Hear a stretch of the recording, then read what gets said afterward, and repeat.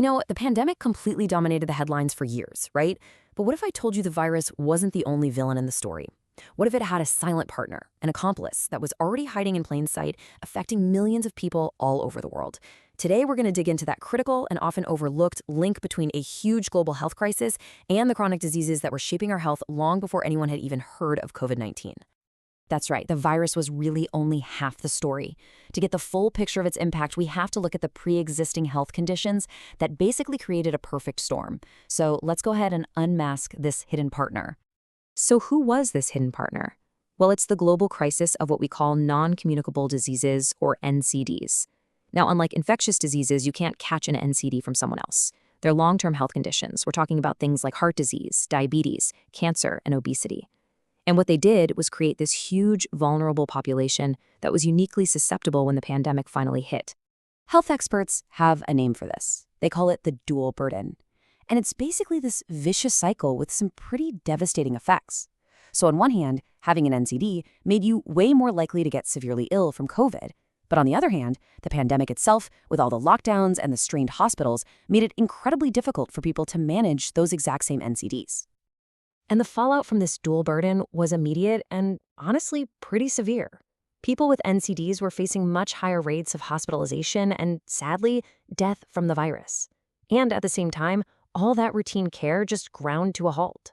Appointments were canceled, and when you combine that with the stress and the lifestyle changes from lockdown, it meant the very conditions that were making people vulnerable were also getting a lot harder to manage. To really get our heads around this dual burden, let's just zoom in on one of the most significant NCDs that played a huge role in all this: obesity. It's a massive global issue, and its impact during the pandemic was just profound. Okay, so first things first, it's really important to understand how public health organizations see this. Obesity isn't defined as a lifestyle choice, but as a complex, chronic medical condition. It's all about an excessive accumulation of body fat that can seriously damage your health. But how do they even measure that? Well, the most common tool they use is the body mass index, or BMI. As you can see here, a score of 30 or higher is classified as obesity, and the classes just go up from there to indicate greater severity. Now look, it's a simplified tool for sure, but it gives everyone a standardized starting point for figuring out health risks. So what actually causes it? Well, it is not as simple as eat less, move more. Not even close. All these external factors play a huge role. Think about diets packed with processed foods, not getting enough sleep, chronic stress. Even poverty can limit someone's access to healthy food or just a safe place to exercise. It's complicated.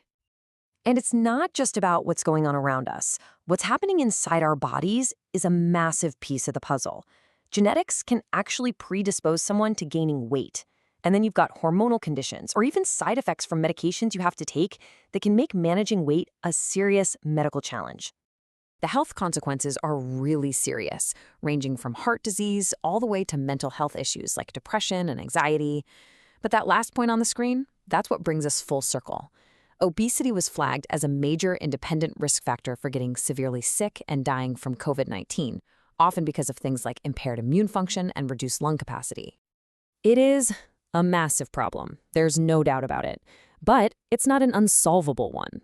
All around the world, countries and public health organizations are starting to fight back with some really innovative strategies. Which, of course, begs the question, how on earth do you tackle a problem that has so many complex roots? Environmental, biological, social? Where do you even begin? Well, luckily, there's a growing playbook of strategies that have been shown to work. We're talking about things like taxes on sugary drinks, super clear food labels so you actually know what you're buying, and even designing our cities to encourage more walking and biking. The whole idea is to make the healthy choice the easy choice. Let's look at a few real-world examples. Mexico, for instance, took direct action. They put a national tax on sugary drinks and these mandatory black and white warning labels on unhealthy foods. And what happened? They saw measurable drops in how many of those products people bought. Japan took a totally different and frankly fascinating approach. They have something called the Metabo Law. It requires regular waist circumference screenings for adults, and it actually holds employers and local governments accountable for helping people lower their rates of metabolic syndrome.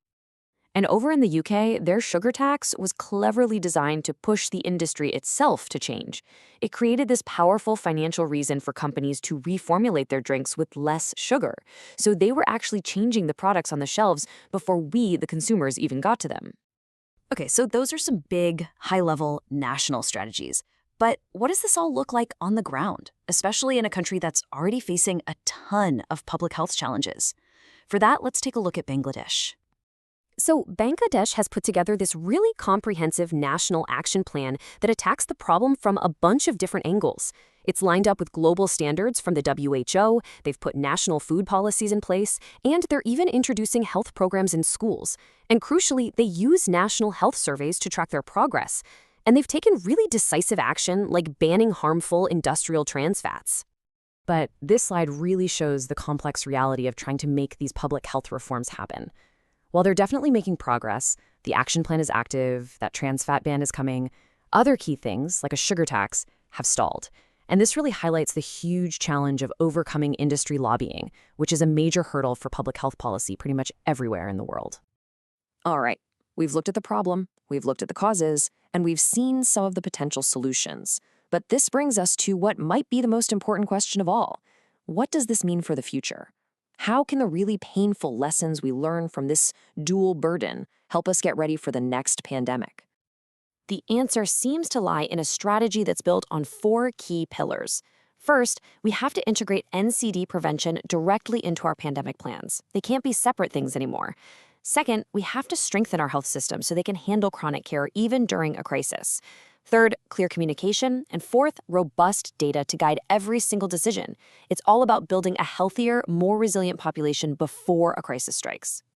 Which leaves us with one final and I think really critical question to think about. After everything we've seen about this dual burden and the devastating link between chronic and infectious diseases, is tackling NCDs not just good health policy, but maybe the most essential defense we have for the future?